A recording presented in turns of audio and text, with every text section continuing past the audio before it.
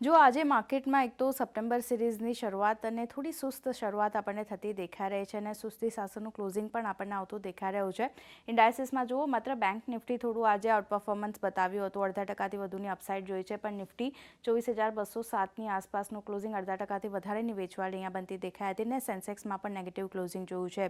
Mid cap small કેપની વાત કરી લઈએ તો સ્મોલ કેપમાં આઉટ પરફોર્મન્સ જોયું છે, મિડ કેપમાં નેગેટિવ કામકાજ છે, પણ મામૂલી એવી નરમાશ છે, એટલે સુસ્ત સાથેનું ક્લોઝિંગ આપણને ઇન્ડાયસીસમાં બનતું દેખાઈ રહ્યું છે. વાત કરી લઈએ સેક્ટર સ્પેસિફિક જ્યાંથી સપોર્ટ મળ્યો છે એમાં સૌથી સારી ખરીદદારી મેટલ છે, ફાઇનાન્શિયલ છે, પીએસયુ બેંક તરફથી મળતી દેખાઈ હતી. પ્રાઇવેટ સેક્ટર બેંક તરફથી પણ સારો સપોર્ટ માર્કેટને મળતો દેખાયો હતો. વાત કરી લઈએ જે સેક્ટર ઘટ્યા છે એમાં આઈટી, ઇન્ફ્રા, એફએમસીજી, કન્ઝ્યુમર ડ્યુરેબલ્સમાં એક વેચવાલી અને 0.5% વધુની વેચવાલી આ બધામાં આપણને બનતી દેખાઈ હતી. હવે સ્ટોક સ્પેસિફિક એક્શન પર નજર કરો એમાં સૌથી પહેલાં જુઓ બેન્કિંગ સ્પેસમાંથી કોટક મહિન્દ્રા બેંક, એક્સિસ બેંકમાં એક સારી ખરીદદારી દેખાઈ. જેએસડબલ્યુ સ્ટીલમાં પણ 1%થી વધુની ખરીદારી અને અલ્ટ્રાટેક સિમેન્ટ કાઉન્ટર પણ ફોકસમાં હતું. એક પોઝિટિવ બ્રોકરેજ રિપોર્ટ આવ્યા હતા એને લઈને.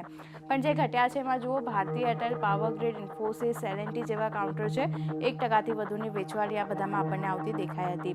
વાત કરી લઈએ મિડકેપની જ્યાંથી એક સારું સપોર્ટ મળી રહ્યો છે એમાં શેરનું કાઉન્ટર છે, LIC housing finance, Motilal Oswal, G Vernova એમાં એક જુઓ બધામાં 3%થી વધુની અપસાઇડ આપણને આવતી દેખાઈ હતી. પણ જે ઘટ્યા છે એમાં ટાટા કમ્યુનિકેશન, ગ્રોનું કાઉન્ટર છે, જ્યુબિલન્ટ ફૂડમાં એક વેચવાલી જોઈ હતી. પ્રીમિયમ એનર્જીસમાં પણ જો 2%થી વધુનું દબાણ આપણને આવતું દેખાયું હતું.